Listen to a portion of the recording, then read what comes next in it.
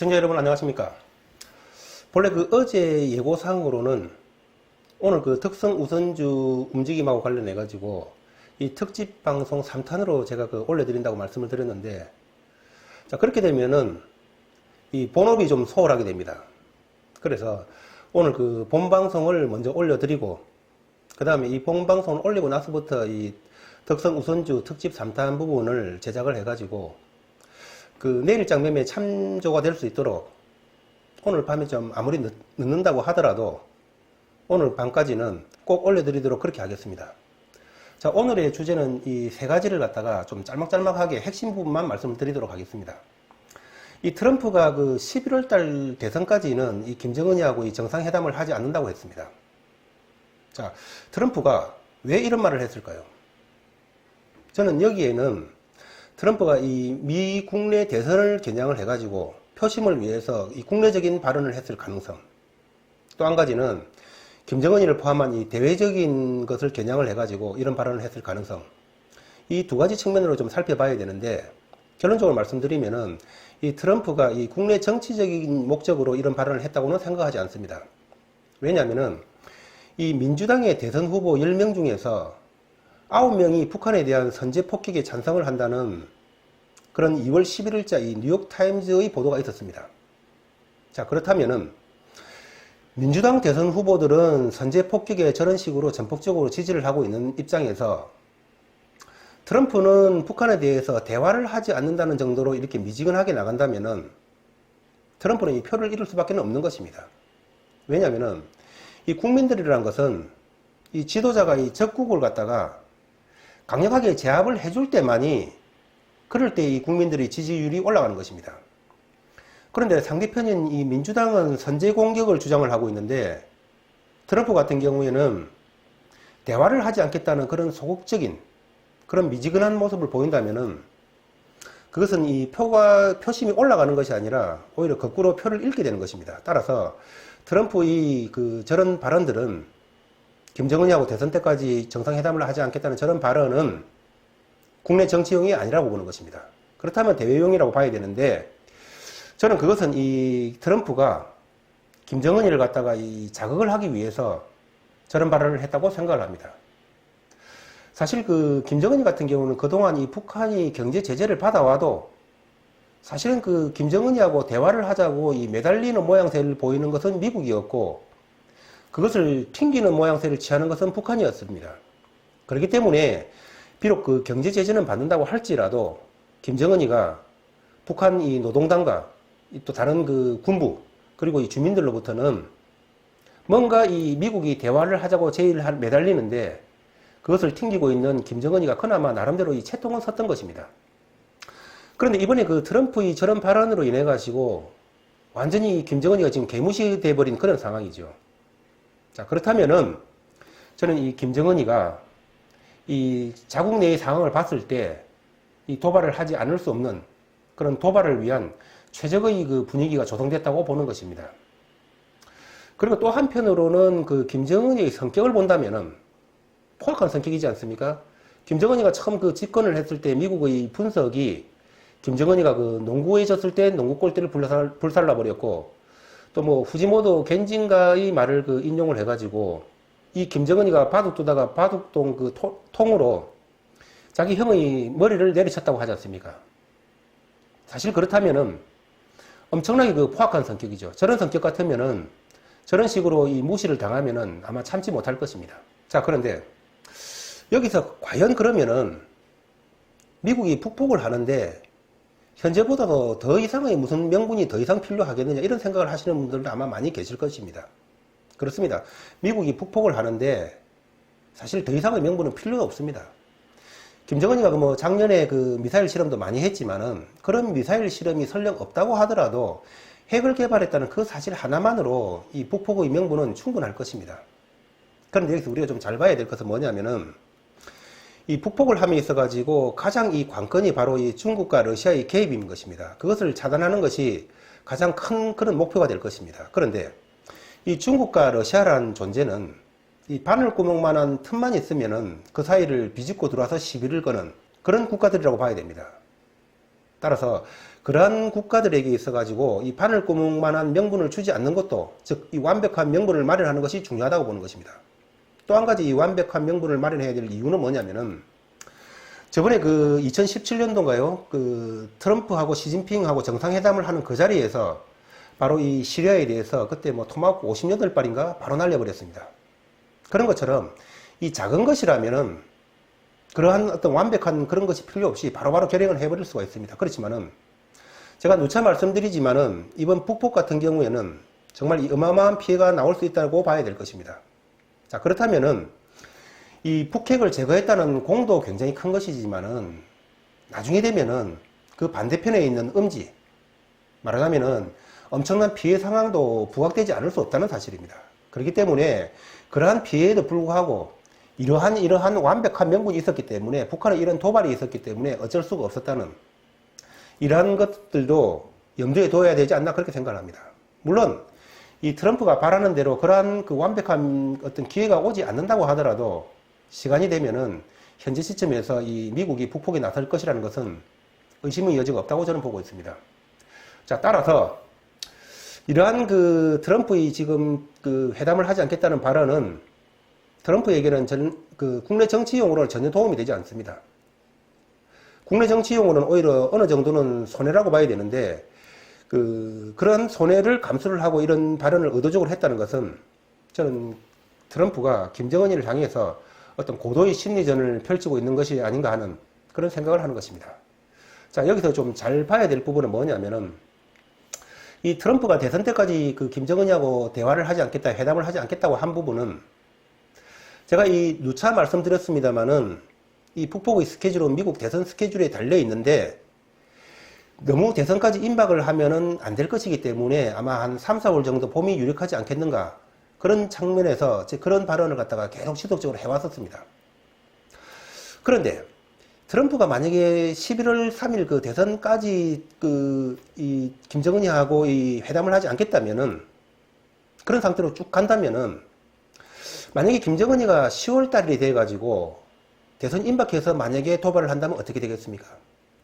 그때는 대선이 너무 임박했기 때문에 트럼프가 어떻게 뭐 북폭에 나서지도 못할 것이고, 결국 손해는 트럼프만 보게 될 것입니다. 따라서 그러한 점들을 잘 알고 있는 트럼프로서는 이런 발언을 했다는 것은, 더 이상 대화를 하지 않겠다는 이런 발언을 하겠다는 것은, 저는 이 트럼프가 이 북폭의 초읽기 모드에 돌입했다고 저는 보는 것입니다.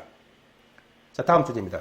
이것은 그 오늘 아침 8시 현재 우리나라의 의심 환자 현황입니다. 4,297명입니다. 자, 그런데 며칠 전부터 이 6시간 만에 우한폐렴을 신속하게 진단한다는 민간 기업들의 그 신속 진단 키트가 공급이 돼서 검사가 진행되고 있습니다. 그런데 그런 결과들이 왜 안 나오는 거지요? 이런 것들을 뭐 조합을 해가지고 뭐 작전을 짜가지고 발표를 해야 되는 겁니까? 아니지 않습니까? 검사를 해가지고 병이 있으면 병이 있다, 병이 있는 환자가 몇 명이다, 병이 없는 환자가 몇 명이다, 신속하게 발표돼야 되겠지요. 이상하지 않습니까? 왜 그런 결과들이 발표되지 않습니까? 다시 말씀드리면은 6시간 만에 검사 결과가 나오는 신속 진단 키트로 결과야 당연히 진작에 나왔는데, 그렇다면은 이 환자가 증가하지 않았다는 것은, 저렇게 수백 명, 수천 명의 환자들을, 의심 환자들을 검사를 했는데 거기서 과연 환자가 한 명도 안 나온다? 아니죠. 저는 그렇게 보지 않습니다. 따라서 여기서 정말 이 부분이 저는 이 중요한 포인트라고 생각을 합니다. 검사를 했음에도 이 환자가 증가하지 않는다는 것, 정말 이 부분은 저는 이 중요한 포인트고, 이거는 그냥 넘어갈 수 없는 상황이라고 생각을 합니다. 이 말을 거꾸로 뒤집어서 생각을 해본다면은, 신속 진단 키트로 검사를 해보니까 너무 많은 환자가 나와서, 즉 우리가 생각하는 상상 이상의 환자들이 나왔기 때문에 도저히 이거에 어떻게 대책을 세울지, 어떻게 발표를 해야 될지 엄두가 안 나와가지고 혹시 그 대책을 세우고 있는 것은 아닌지 저는 이 의심을 할 수밖에 없는 것입니다. 자, 그런데 문제는 뭐냐면은, 이렇게 저렇게 돼버리면은 차단이 제대로 안 된다는 사실입니다. 만약에 제가 생각하는 대로 이 신속 진단 키트로 검사를 했는데도, 그래서 환자들이 많이 나왔는데 지금 발표를 미루고 있는 것이라면은, 만약 그게 사실이라면은 이 문재인 정권이 이 우한 폐렴 확산의 주범이 아닌지가 아니라 그렇다면 주범이라고 봐야 되는 거죠. 마치 그 후베이 성의 당국이 쉬쉬하면서 제대로 이 정보를 공개를 하지 않고 있다가 이 모양 이 꼴이 된 것처럼 이 문재인 정부가 만약에 그렇다면은 그 책임을 면할 수 없을 것입니다. 자, 다음 주제입니다. 시청자 여러분, 얼마 전에 보면은 그 지하철에서 어떤 유튜버가 이 기침을 하면서 자기가 그 우한 폐렴에 걸렸다고 하는 그런 동영상을 찍어서 주위에 그 비난을 받았던 거 여러분 뉴스 다 보셨지요? 그 젊은이가 참 경솔하고 잘못했습니다. 그렇지만은 제가 오늘 말씀드리고 싶은 것은 그 젊은이 얘기를 하려고 하는 것이 아닙니다. 제가 오늘 말씀드리고 싶은 것은 바로 이 경찰들의 태도인 것입니다. 자, 경찰이 그 젊은이에 대해서 이 구속영장을 청구를 했는데 그러다 오늘 기각되었습니다. 자, 그런데 과연 그것이 이 구속영장을 청구할 사유냐는 것입니다. 우리가 이 길을 가다가 침을 뱉는다든지 노상방뇨를 한다든지 뭐 담배꽁초를 버린다든지 사실은 다 그 범법 행위입니다. 그렇지만은 그런 범법 행위를 했다고 해서 그런 행위를 한다고 해서 구속이 됩니까? 아니지요. 그것은 뭐냐면은 이 모든 사안들에는 다 이 경중이 있기 마련인 것입니다. 그렇기 때문에 이 젊은이가 열차 안에서 더군다나 이런 비상한 시국에 저런 행위를 했다는 것은 이 사람들의 눈살을 찌푸리게 하고 사람들에게 그 열차 안에 있는 승객들에게 하지 못할 짓을 한 것은 분명히 맞습니다. 그렇지만은 과연 그것이 구속영장을 청구할 만큼 이 중요한 사안이라는 것입니다. 정작 이 구속이 되어야 되는 것은 조국이하고 이 울산 부정선거를 자행한 그런 자들이 아니겠습니까? 자, 그런데 여기서 한 가지 이 경악스러운 사실은 뭐냐면은 경찰이 이 구속영장을 청구한 사유가 지하철 업무 방해하고 이 경범죄 처벌법상의 이 불안감 조성이라는 것입니다. 시청자 여러분, 말 그대로 경범죄 처벌법상의 불안감 조성입니다. 이 경범죄가 구속 사유가 되는 것입니까? 저는 이 영장을 청구한 이 자들은 나중에 이 직권남용죄로 다스려져야 된다고 생각을 하고 있습니다. 이 형법에 있어가지고 기본이 바로 이 재형법정주의인 것입니다. 그것은 비록 죄가 있다고 하더라도 법률에 근거해서 줘야 된다는 것이죠. 자, 그렇다면은 말 그대로 경범죄입니다. 그 법률 조항이, 적용 법률 조항이 경범죄라는 얘기입니다. 그 경자를 왜 붙였습니까? 가볍다는 얘기 아니겠습니까? 그러면은 그런 것을 가지고 구속이라는, 인신구속이라는 중대한 사안으로 이 영장을 청구해야 되느냐는 것입니다.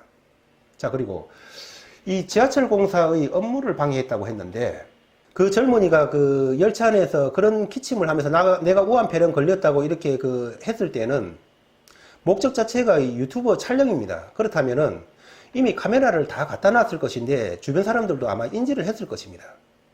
자, 그 상황에서 이 지하철 공사 직원들이 이 출동이라도 했습니까? 제가 보기엔 아마 출동도 하지 않았을 것이라고 생각을 합니다. 설령 출동을 했다고 하더라도 그게 그렇게 중요한 사안은 아니지 않습니까? 그리고 업무를 방해했다고 하는데 그 청년의 그 유튜버 촬영 행위로 인해 가지고 그 가짜 소동 쇼로 인해 가지고 우리 대한민국 국민들이 지하철을 타는데 방해를 받습니까? 아니죠. 그렇다면은 업무 방해라는 저 부분은 아주 경미한 부분이들이고 한마디로 말하면은 핑계라는 얘기입니다. 그렇다면은 경찰이 저런 경범죄 처벌법상의 조항들과 경미한 업무 방해로 인해 가지고 구속영장을 청구했다는 것은 이 직권 남용을 했다는 것입니다. 한마디로 경찰이 아니라 저는 견찰이라고 보는 것이죠.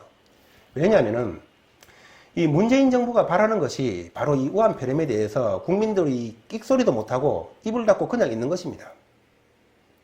자, 거기에 발맞춰 가지고 이 견찰이 법이라는 무기를 내세워 가지고, 아니 이쯤 되면은 무기가 아니라 흉기라고 봐야 되겠죠. 그런 흉기를 휘둘러 가지고 이 경찰들이 국민들을 두드려 잡으려고 하는 것이 아닌지 그런 생각을 할 수밖에 없는 것입니다. 얼마 전에 그 검경수사권 조정 법안이 통과가 됐을 때 저는 이 경찰들이 하부 구조에 해당되는 이 국민들을 두드려 잡을 것이라고 그렇게 봤습니다.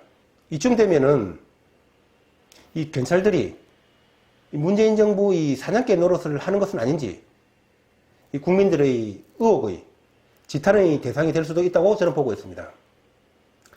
자, 이 경찰이 총선을 앞두고 매일 하루에 한 건씩 1인당 그 선거 관련해가지고 첩보를 올리라고 이렇게 얘기를 했습니다. 자, 그런데 여기에 대해서는 진보단체들에 대해서는 적용을 하지 않고 이러한 것들을 우파단체들에 대해서만 적용을 한다는 그런 볼멘 목소리도 흘러나오고 있습니다. 만약 이러한 것들이 정말 사실이라면은 경찰이 아니라 견찰이라고 불러도 손색이 없을 것이라는 말씀을 드리면서 본 방송을 마치겠습니다. 감사합니다.